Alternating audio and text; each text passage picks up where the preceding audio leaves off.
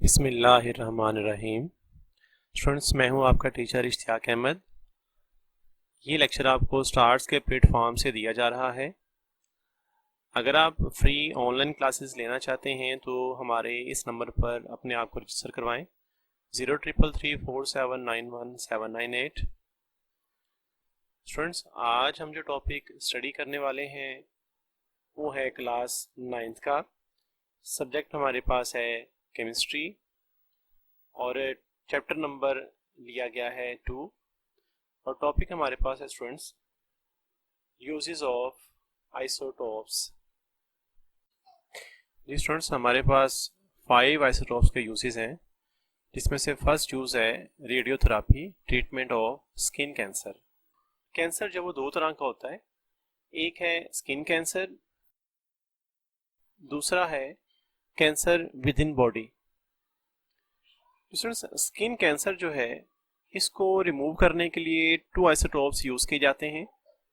First है SR90 strontium 90, second है phosphorus 32 P32। इन दोनों को यूज करने की स्टूडेंट्स रीजन ये है कि ये दोनों isotopes less penetrating beta radiations को खारिज करते हैं, जो कि स्किन के अंदर पाए जाने वाले कैंसर को रिमूव करते हैं। स्टूडेंट्स, बॉडी के अंदर जो कैंसर पाया जाता है उसको रिमूव करने के लिए हम इस्तेमाल करते हैं कोबाल्ट 60। इसको इस्तेमाल करने की रीज़न ये है कि इसमें से हाईली पेनिट्रेटिंग गैमा रेडिएशंस निकलती हैं, जो बॉडी के अंदर से कैंसर को ख़त्म करने की वजह बनती हैं।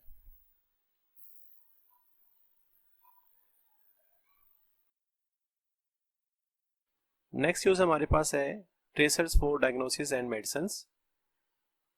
स्टूडेंट्स, मेडिसिन्स को एज अ ट्रेसर यूज़ किया जाता है इसके अंदर। स्टूडेंट्स, इसको ट्रेसर के तौर पर यूज़ करने की हमारे पास रीज़न ये है कि बॉडी के अंदर जो ट्यूमर पाया जाता है ये उसको डायग्नोज करने के लिए, उसकी पहचान करने के लिए आइसोटोप्स यूज़ होते हैं। स्टूडेंट्स, आप सोच रहे होंगे कि ये ट्यूमर क्या है, परेशान होने की ज़रूरत नहीं, इसके लिए हमारे पास एग्जाम्पल है। स्टूडेंट्स, 2 एग्जाम्पल बेसिकली हमारे पास हैं। फर्स्ट है आयोडीन 131 और सेकंड एग्जाम्पल है टेक्नेटियम। स्टूडेंट्स, ये जो आयोडीन 131 है ये बेसिकली यूज़ होती है डायग्नोज करने के लिए ग्वेटर को थायराइड ग्लैंड के अंदर। थायराइड ग्लैंड जो कि हमारे गले में पाया जाता है उसके अंदर ग्वेटर बन जाता है, उसको डायग्नोज करती है आयोडीन 131। और स्टूडेंट्स, ये जो टेक्नेटियम है इसको इस्तेमाल किया जाता है हड्डियों की ग्रोथ जो है उसको मॉनिटर करने के लिए। ये हड्डियों की ग्रोथ को मॉनिटर करने के लिए इस्तेमाल होती है। जी स्टूडेंट्स, नेक्स्ट हमारे पास इसका थर्ड यूज है आर्कियोलॉजिकल एंड जियोलॉजिकल यूजेस। जी स्टूडेंट्स, जो फोसल्स होते हैं उनकी एज को एस्टिमेट करने के लिए कि वो चीज़ें कितनी पुरानी हैं, फोसल्स कितने पुराने हैं, उसके लिए यूज़ होते हैं। स्टूडेंट्स, ये जो फोसल्स हैं ये 2 तरह के होते हैं। एक ज़मीन के अंदर पाए जाने वाले डेड प्लांट्स हैं और दूसरे हैं ज़मीन के अंदर पाए जाने वाले डेड एनिमल्स। स्टूडेंट्स, ये जो एस्टिमेट द एज है इसका मतलब है कि एज का पता लगाने के लिए, और इसके लिए स्टूडेंट्स एक ख़ास मेथड है जिसको हम कहते हैं रेडियो कार्बन डेटिंग। इसका हम इस्तेमाल करते हैं।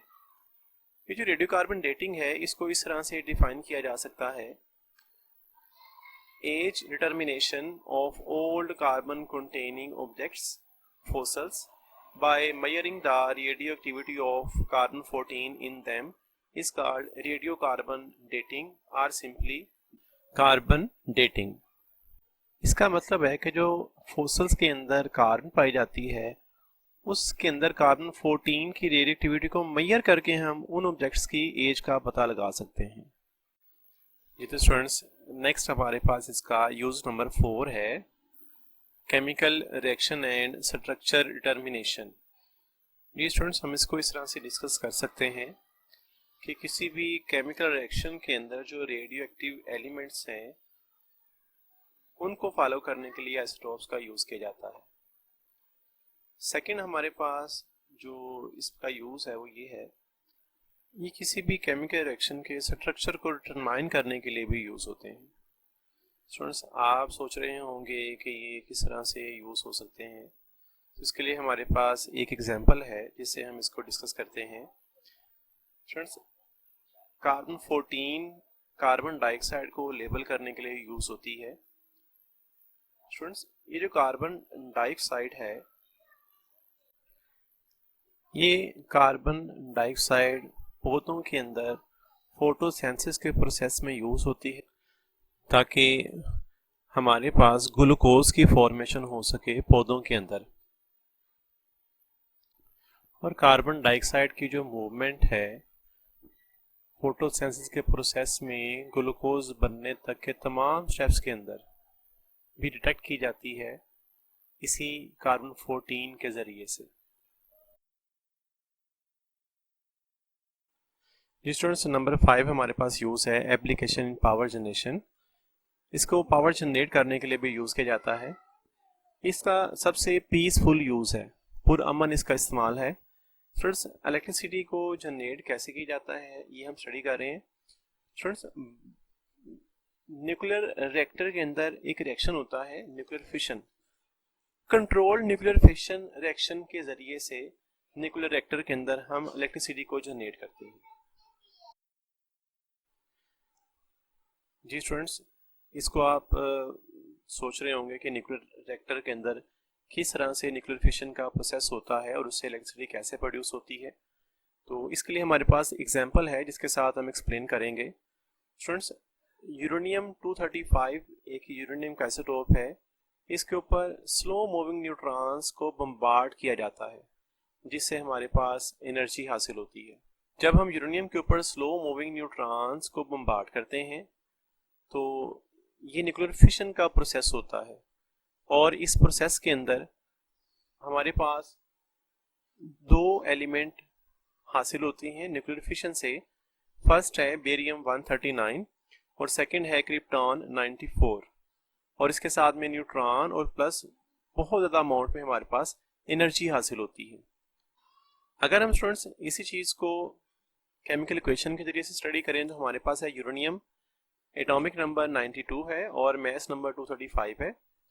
फ्रेंड्स, इसके ऊपर जब हम स्लो मूविंग न्यूट्रॉन्स को बम्बार्ड करते हैं तो उस वक्त न्यूक्लियर फिशन का प्रोसेस होता है, मतलब कि यूरेनियम का न्यूक्लियस टूटकर दो छोटे न्यूक्लियस के अंदर कन्वर्ट हो जाता है, डिवाइड हो जाता है।